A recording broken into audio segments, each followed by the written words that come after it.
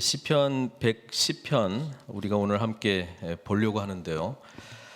굉장히 중요한 시편이죠. 왜냐하면 신약 성경에서 가장 많이 인용되고 있는 시편이기 때문에 그렇습니다.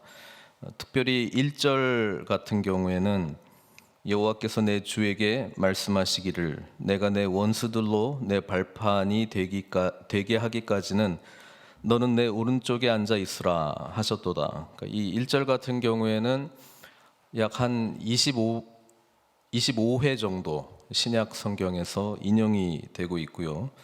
4절 여호와는 맹세하고 변하지 아니하시리라 이루시기를 너는 멜기세덱의 서열을 따라 영원한 제사장이라 하셨도다. 이거 같은 경우에는 한 10번 정도 이렇게 신약 성경에 등장을 합니다.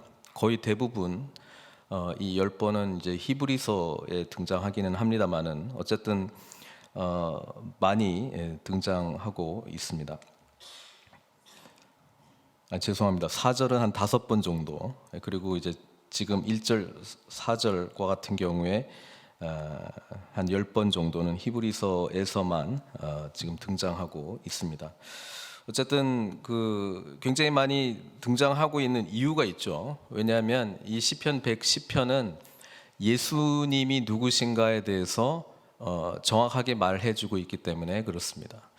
그래서 성경이 참 재미있는 거는 이 시편 110편이 이제 시편으로 구약 성경으로 기록이 됐을 때는 사실 그 의미가 어떤 것인가에 대해서 좀 분명하지 않은 것이 있었습니다. 지금 내 주 여호와께서 내 주에게 말씀하시기를 이 시편 전체가 이제 다윗의 시로 돼 있기 때문에 도대체 누가 무슨 이야기를 하는가? 지금 내 주라고 하시는 분이 지금 통치하시는 왕으로 지금 등장을 하고 있는데 다윗이 지금 누구를 지금 이야기를 하고 있는가? 그리고 만약에 저자가 다윗이 아닌 경우에는 지금 내 주라고 하는 분이 왕이 되는 거죠. 그러니까 왕이 이렇게 마치 왕으로 이제 등극을 하게 된다거나 아니면 전쟁에서 이제 승리하고 돌아왔을 때의 그 영광의 모습을 기리기 위해서 이런 시를 다른 사람이 여호와께서 이분을 왕으로 세우셨다라고 하는 입장으로 해석을 한 것이 맞지 않겠느냐 이렇게 생각을 할 수 있는데 예수님께서 이 시를 인용하셨거든요. 우리 복음서에 보면은 특히 이제 마태복음 22장 같은 경우에는 이 110편 1절을 인용을 하세요. 예수님께서. 근데 마태복음 22장에 어떤 본문이냐면은 예수님께서 이제 곧 십자가에 못 박혀 돌아가실 그 한 주간에 있었던 일이잖아요. 그래서 여러 종교 지도자들하고 이제 변론을 하는 거예요. 뭐 세금 누구한테 바쳐야 되느냐, 뭐 부활에 대한 논쟁, 뭐 여러 가지 하다가 예수님이 이제 질문을 한번 하시거든요. 그때 이런 질문을 하셨습니다. 마태복음 22장 42절에서 44절까지 한번 볼게요. 너희는 그리스도에 대하여 어떻게 생각하느냐? 누구의 자손이냐? 그러니까 대답하되 다윗의 자손이니이다. 뭐 다윗의 자손이니까요. 근데 예수님이 이렇게 말씀하셨어요. 그러면 다윗이 성령에 감동되어 어찌 그리스도를 주라 칭하여 말하되 주께서 내 주께 이르시되 내가 내 원수를 내 발 아래에 둘 때까지 내 우편에 앉아 있으라 하셨도다 하였느냐. 지금 이 110편 1절 말씀을 인용하는 거잖아요. 예수님이.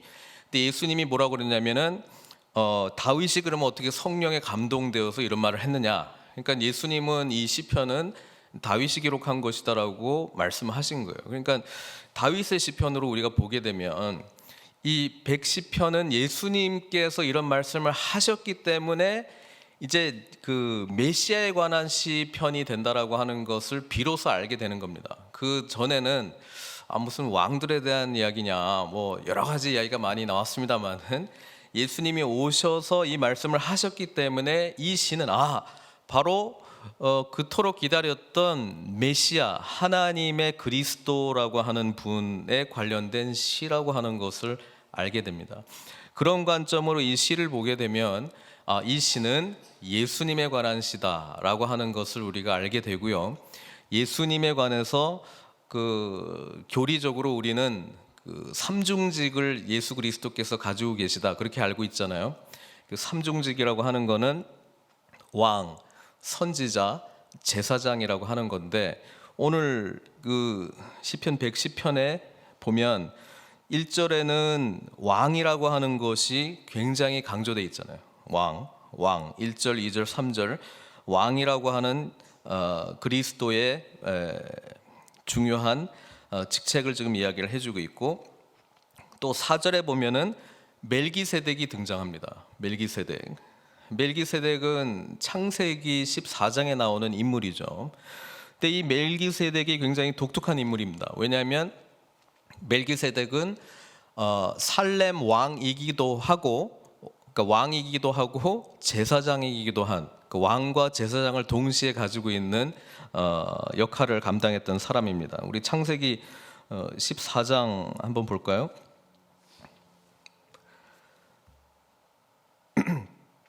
14장 18절에 살렘 왕 멜기세덱이 떡과 포도주를 가지고 나왔으니 그는 지극히 높으신 하나님의 제사장이었더라 이렇게 기록을 하고 있습니다.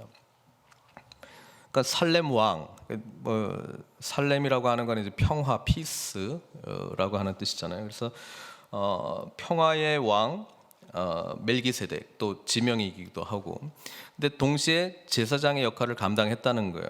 근데 지금 4절에 뭐라고 이야기하냐면은 여호와는 맹세하고 변하지 아니하시리라 이르시기를 너는 멜기세덱의 서열을 따라 영원한 제사장이라 하였도다. 그러니까 사람이 영원한 어떤 역할을 감당할 수는 없습니다. 근데 여기는 지금 이 왕 오른쪽에 앉아 있으라 그 여호와 하나님의 오른편에 앉아 있는 분이 또 왕이시기도 한데 권능의 왕이시기도 한데 영원한 제사장이라고 하는 서열을 따라서 영원한 제사장이 되었다라고 하는 표현도 있잖아요. 그러니까 도대체 이분이 누구냐라고 하는 질문을 예수님께서 이분은 나다 이야기를 하는 거예요. 왜? 우리 주님께서 영원한 왕이시기도 하고요. 그리고 영원한 제사장이시기도 하기 때문에 그렇습니다. 그러면 선지자의 역할은 여기에 등장하느냐? 뭐 표면적으로는 등장하지 않습니다만은 이 시편의 형식으로는 등장을 합니다. 왜냐하면 선지자들이 하나님의 말씀을 대언을 할 때 꼭 이렇게 이야기를 하거든요. 여호와께서 말씀하시기를 여호와께서 이렇게 말씀하셨다. 그러니까 그 형식으로 말하는 게 이제 선지자들이 쓰는 말투란 말이에요. 근데 오늘 시편에 이렇게 1절에 보면은 여호와께서 내 주에게 말씀하시기를 이렇게 돼 있고 또 4절에도 여호와는 맹세하고 변하지 아니하시리라 이르시기를, 그러니까 하나님의 말씀 선포라고 하는 형식이 지금 딱 돼 있기 때문에 이 시편 110편은 선지서라고 불릴 만한 그런 선지자들이 말하는 공식이 딱 있거든요. 그러니까 내용적으로 보면은 선지서의 내용이라고 하는 것입니다. 그래서 우리는 이 예수 그리스도께서 가지신 왕이시고 또 제사장이시고 선지자라고 하는 이 삼중직이 여기 시편 110편에 그대로 이제 담겨져 있습니다. 초대교회가 형성이 될 때 오순절날 성령이 강력하게 120명의 기도하는 사람들에게 임했잖아요. 그리고 이제 베드로가 첫 번째 오순절 설교를 하게 됩니다. 그때도 이 시편 110편을 인용을 하게 되는데 1절 말씀을 인용을 하면서 우리 주님께서 감당하시는 제사장직 선지자의 역할 왕 중에서도 특별히 왕 되심을 강조를 했습니다. 왜냐하면 제사장의 역할은 주님께서 친히 제물이 되셔서 우리의 죄를 위해서 죽으시고, 그렇죠? 또 하나는 우리를 위해서 끊임없이 중보하시는 분이시라고 하는 것입니까? 우리를 하나님께로 나아가게 하는 제사장의 역할을 감당을 하셨다고 하는 거고, 선지자의 역할은 이미 이 땅 가운데 오셔서 하나님의 복음, 하나님의 말씀을 계속 선포하셨잖아요. 그리고 친히 이 제사장하고도 비슷한데 제사장이시기도 하지만 친히 제물이 되셨던 것처럼 선지자의 역할도 마찬가지입니다. 하나님의 말씀을 대언했지만 친히 말씀이 되셔서 성육신하셨다라고 하는 놀라운 사건입니다. 그렇죠? 그러니까 그분은 그 행위 자체이시기도 하고 그 자체이시기도 한 분이시잖아요. 근데 이제는 왕이라고 하는 그 강조를 사실은 베드로가 오순절날 설교할 때 강조를 합니다. 왜냐하면은 죽으시고 부활하시고 승천하시고 하나님 우편에 앉아 계신 분이 드디어 이제 그냥 왕이 아니고 뭐 태어나실 때 온 인류를 구원하시기 위한 왕. 근데 예수님께서 오셔서 실제로 왕의 권세를 완전하게 행하셨는가? 아직 아니거든요. 언제 가능한가? 죽으시고 부활하시고 승천하시고 하나님 우편에 앉아 계실 때에 비로소 그때 뭘 가지고 계신 거예요? 하늘과 땅 또 그 아래에 있는 모든 권세를 우리 주님께서 받으셨다라고 하는 겁니다. 그래서 우리가 예수를 믿는다라고 하는 거는 이제 이전, 현재, 미래, 이전, 현재, 미래, 과거, 현재, 미래뿐 아니라 온 세상 모든 영역 만물을 통치하시는 그분으로 비로소 알게 됐기 때문에 주는 그리스도시다. 이거를 이제 엄청나게 이제 강조를 하는 거예요. 그게 베드로의 오순절 설교에서 이제 등장을 하게 되는데 사도행전 2장 34절부터 36절까지 제가 읽어드리겠습니다. 베드로가 설교를 한 내용인데 마지막 부분이에요. 다윗은 하늘에 올라가지 못하였으나 친히 말하여 이르되, 이것도 110편 가지고 이야기하는 거예요. 주께서 내 주에게 말씀하시기를 내가 내 원수로 내 발등상이 되게 하기까지 너는 내 우편에 앉아 있으라 하셨도다 하였으니 그런즉 이스라엘 온 집은 확실히 알지니 너희가 십자가에 못 박은 이 예수를 하나님이 주와 그리스도가 되게 하셨느니라. 이렇게 이야기를 하고 있습니다. 그래서 우리는 예수님이 누구신지를 분명히 알면 알수록 거기에 걸맞는 신앙의 반응을 보일 수가 있어요. 예수님이 누구신지 분명히 알지 못한 상황에서 신앙의 반응의 모습에 집중하기 시작하면 반드시 율법주의로 갈 수밖에 없습니다. 그리고 그거는 도저히 이룰 수 없는 목표를 우리가 스스로 정하는 거예요. 이렇게 살아야지, 저렇게 살아야지. 주님을 만나야 되는 거예요. 예수 그리스도를 만나게 되면 우리 안에 계신 그분의 영이신 성령께서 우리의 삶을 주장하시는 것이 어떻게 되는지를 알게 된다는 거예요.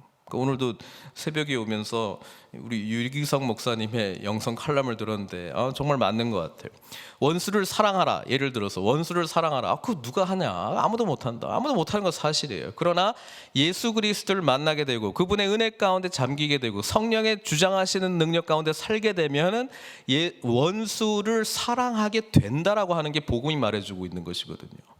그러니까 우리는 예수 그리스도의 지금 왕 되심, 선자 되심, 그리고 제사장 되신 그 은혜를 우리가 온전히 경험하지 못한 상황에서 그냥 주어져 있는 복음을 온전히 만나게 되면 변화될 그 모습을 바라보면서 해야지 접근이 결코 우리가 할 수 있는 접근이 결코 아니라고 하는 것입니다. 그래서 항상 복음을 이야기하는 것이죠. 복음에 대한 객관적인 내용이 우리 가운데 실제적으로 경험되는 실존적인 사건이 될 때 그때 우리는 지금 이 시편 110편에서 고백하고 있는 예수 그리스도가 누구신가에 대한 진정한 고백이 나의 현실과 진리로 믿어지기 시작하면 우리는 거기에 걸맞는 반응을 보일 수밖에 없는 거예요. 그래서 늘 이 갈등이 있는 거예요. 그러니까 어찌 보면은 예수님의 왕 되심, 제사장 되심, 선지자 되심 이건 다 아는데 실제로 예수님이 우주 만물을 통치하시는 분으로 내가 믿고 그분에 대해서 온전히 반응하는 이거는 다른 문제라고 하는 겁니다. 안다고 내가 그렇게 반응하는 것이 꼭 아니라고 하는 것을 보면서 우리가 그래서 결국 할 수 있는 것은 깊이 주님을 만날 수 있도록 끊임없이 우리의 그 삶의 라이프 스타일을 이렇게 형성하고요. 그 때문에 내가 완전히 구원받고 뭐 이런 건 아닙니다만은 그것을 통해서 크신 주님을 늘 알아갈 수 있는 뭡니까? 삶의 그 환경을 우리가 조성을 하는 것이라는 것이죠. 그래서 우리가 모여서 기도하고 말씀 보고 예배드리고 이것이 한편으로는 주님을 만나는 장이기도 하고 또는 그렇게 만날 수 있는 환경을 조성해 주는 역할이 되기도 한다라고 하는 것입니다.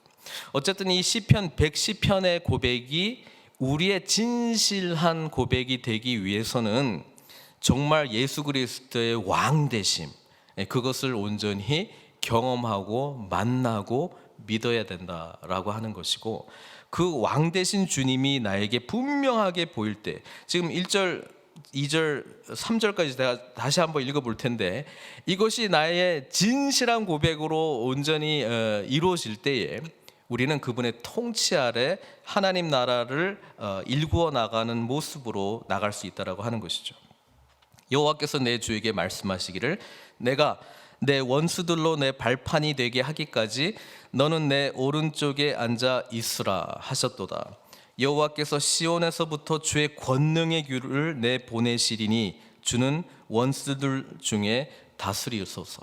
예수 그리스도께서 오셔서 실제로 모든 대적들을 물리치셨고 또 그렇게 할 수 있는 권능이 있다라고 하는 것을 죽으시고 부활하시고 승천하신 사건을 통해서 우리에게 익히 알려주셨다라고 하는 것입니다. 이것이 정말 믿어진다면 사실 예수 그리스도의 통치 아래 살아가는 자들은 두려움이 없어야 되거든요. 근데 우리는 두려운 게 너무 많은 거예요. 이래서 두렵고 저래서 불안하고. 그럼 뭐가 문제냐? 그리스도의 온전한 왕이신 그것이 나의 불안과 이 두려움의 요소들을 능가할 만큼 크지 않다라고 하는 것을 빨리 깨달아야 되거든요. 그러니까 어떤 의미에서는 계속해서 주님을 만나기 위한 우리의 간절함, 그리고 갈급함, 그리고 하나님께로 온전히 나아가려고 하는 우리의 모습 속에 크신 하나님을 경험하게 된다라고 하는 것입니다. 그 다음에 주의 권능의 날에 주의 백성이 거룩한 옷을 입고 즐거이 헌신하니. 여기서 분명히 하나님의 백성들은 어떤 사람들인가를 이야기를 하고 있는데 거룩한 옷을 입고 나왔습니다. 이 옷이라고 하는 것은 입어야 되는 것이잖아요. 이 거룩이라고 하는 것은 맞습니다. 우리 하나님께서 주신 것이죠. 내 안에 무슨 거룩이 있는 것이 아닙니다. 내가 돛 닦는다고 거룩해지는 것이 아니고 하나님께서 입혀주신 옷이라고 하는 것입니다. 그게 바로 믿음으로써 우리가 의롭게 되고 하나님 앞에 나아갈 수 있는 은혜를 입은 자라고 하는 것이죠. 그러니까 이 거룩의 옷은 예수 그리스도의 피로 그냥 가득가득 벌겋게 물들어 있는 거룩한 옷입니다. 보이기에는 하얗게 보일지 모르겠습니다만은, 왜냐하면 이 보혈 때문에 우리가 의로워진 거거든요. 이 보혈 때문에 우리가 거룩해진 거거든요. 이 예수 그리스도의 보혈 때문에 우리가 하나님 앞에 담대히 나아갈 수 있는 자녀가 된 것이거든요. 그러니까 이 거룩한 옷을 입고 즐거이 헌신한다고 되어 있습니다. 억지로 헌신하는 게 아니에요. 뭐 옷 입고 옷 입어라, 입기 싫은데 입어야지, 그래도 입어야지, 그래도 헌신해야지, 이게 아니라는 거예요. 즐거운 헌신이라면 자원하는 마음으로 헌신하고 싶다는 거예요. 왜? 그분이 누구신지를 알기 때문에 헌신하고 싶은 거예요. 그분이 누군지 확실하기 때문에 헌신할 수 있다라고 하는 담대함이 생기는 거예요. 예수 그리스도께서 누군지 알기 때문에 내 생을 드리고 싶은 거예요. 그렇죠.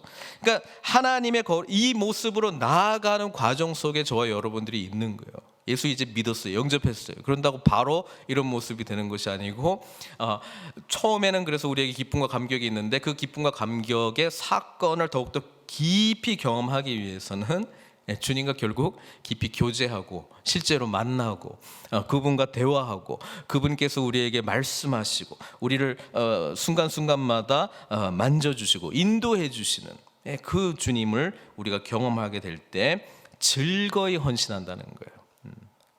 그래서 교회도 사실 여러 가지 뭐 해야 될 일도 많이 있고 우리가 뭐 맡은 일들도 있고 그렇습니다.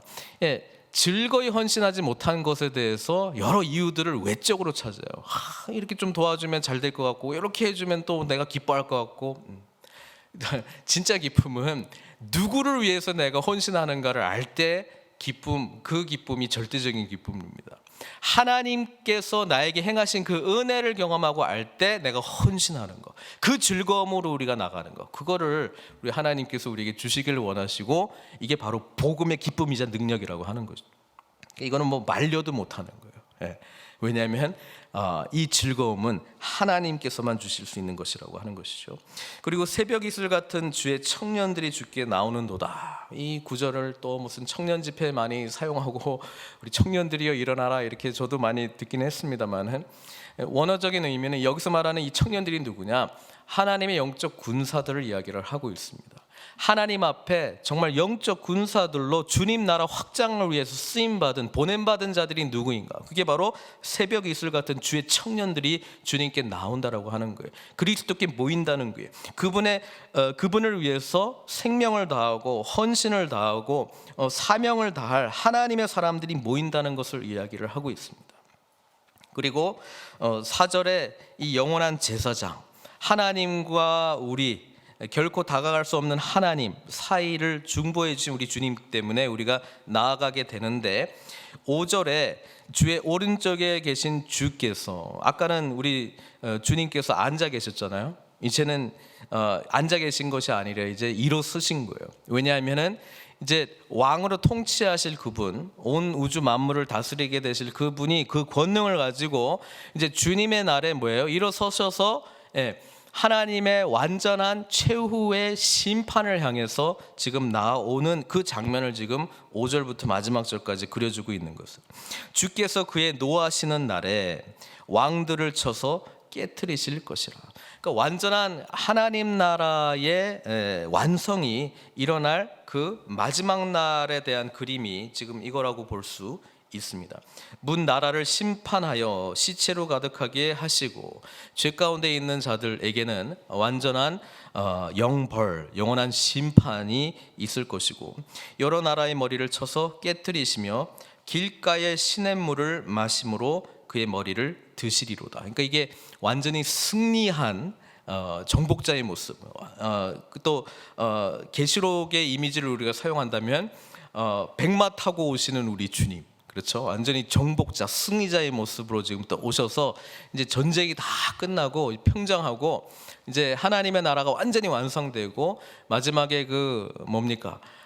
이제 그 하나님의 그 평화가 임한 그 시대에 그 시냇물에서 물을 탁 떠서 마시면서 이제 다 끝난 것으로 이렇게 단정하는 그런 이미지를 지금 이야기를 하고 있고, 그의 머리를 드시리로다. 그렇죠? 그 나라를 향해서 나아간다라고 하는 것입니다. 그래서 이 시편 110편이 굉장히 중요한 시편이기도 하고요. 또 오늘 이 말씀을 묵상하는 저와 여러분들에게는 예수 그리스도께서 도대체 우리에게 누구냐, 나에게 누구냐라고 하는 그 질문을 던져주고 있습니다.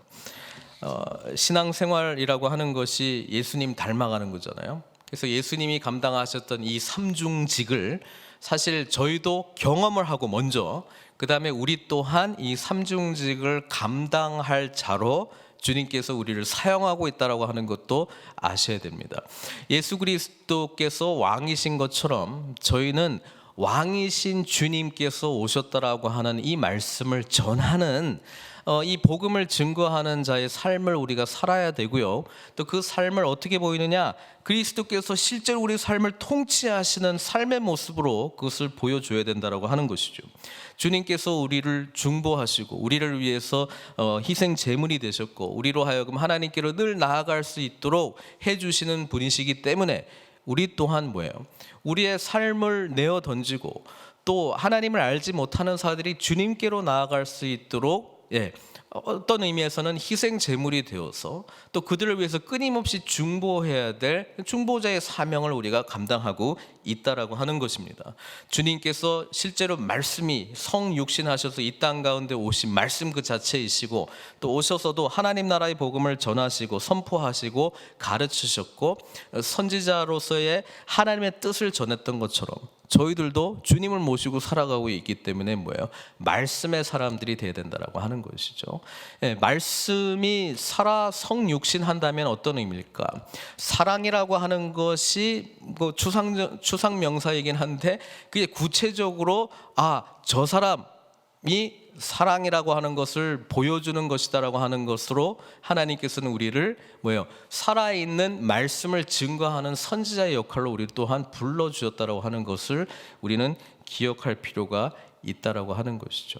그리고 그런 모습들이 이루어지지 못한 부분에 대해서는 우리가 뭐예요? 그리스도의 왕 되심, 그리스도의 선지자 되심, 그리스도의 제사장 되심을 더 깊이 경험하기를 원하는 그런 간절함 속에서 우리가 그분의 실체를 만나게 되면 우리의 삶도 또한 그런 모습으로 변화되어 갈 줄로 믿습니다. 그것이 복음의 능력이고 그것이 우리를 변화시키는 능력이기 때문에 그렇습니다. 그래서 오늘 이 말씀을 붙드시고 왕이시고 또 제사장 되시고 선지자 되신 우리 주님 바라보면서 그분의 온전한 통치와 끊임없이 우리를 중보하면서 하나님께로 나아갈 수 있도록 성령께서 우리를 인도해 주신 그 놀라운 사건과 또 말씀 안에서 주님께서 우리들에게 늘 들려주시고 하나님의 뜻을 알려주시고 하나님 뜻대로 살기를 원하는 우리들에게 그리스도의 온전하심과 같이 저희들 또한 하나님 앞에 또 우리 성령님이 인도하심으로 주님의 통치 아래서 그분의 온전하심을 드러내시는 저와 여러분들 되시길 주님의 이름으로 축원드립니다. 이 시간 같이 기도하기를 원합니다.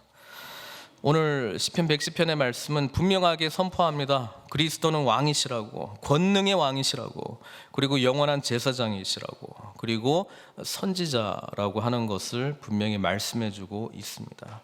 그분을 온전히 믿고 순종하며 주님을 온전히 닮아가는 우리 또한 왕의 통치를 받는 자로서의 삶을 살도록, 또 선지자로서 하나님의 말씀을 삶으로 증거하는 자의 삶을 살도록, 그리고 주님께서 우리를 위해서 희생하시고 헌신하시고 중보하시고 끊임없이 하나님께로 인도하셨던 것처럼 저희 또한 주님을 알지 못하는 자들에게 이 제사장적 역할을 감당하겠노라 주님 앞에 결단하는 기도를 이 시간 올렸으면 좋겠습니다. 이 시간 우리 주여 한번 부르시고 함께 합심해서 기도하도록 하겠습니다. 주여, 우리의 능력의 왕이시고 영원한 제사장이시고 하나님의 말씀이신 선지자이신 우리 주님을 찬양합니다. 아버지 하나님, 주님을 온전히 모시고 저희 또한 왕의 통치를 받는 자의 삶을 살도록, 그리고 하나님의 말씀을 우리 삶 가운데 늘 증거하도록, 그리고 예수 그리스도께서 희생제물이 되셨고 영원한 중보자가 되셨던 것처럼 저희 또한 우리의 삶을 내어드리고 삶을 나누고 아버지 하나님 끊임없이 중보하며 하나님의 사람들을 주님께로 이끄는 그런 역할들을 감당할 수 있도록 은혜 베풀어 주시옵소서. 그러기 위하여 주님께서 누구신지 분명히 볼 수 있도록 우리의 눈을 열어주시옵소서. 우리의 마음을 열어주시옵소서. 우리의 믿음의 지경들을 더욱더 넓혀 주시옵소서. 크시고 위대하신 하나님을 만날 수 있도록 은혜 베풀어 주시옵소서. 이 자리에 그 영광스러운 거룩한 옷을 입혀 주시고 즐거이 하나님 앞에 우리의 삶을 온전히 내어드리는 즐거운 헌신들이 우리의 각각 삶의 모습 가운데 나타나도록 인도하여 주시고, 언제나 마지막 날을 바라보면서 최후의 승리를 바라보면서 하나님 나라의 완성을 바라보면서 살아가는 능력의 종들 다 될 수 있도록 은총 베풀어 주시옵소서. 모든 것 주님께 의탁드리옵고 예수님의 귀하신 이름으로 기도드리옵나이다.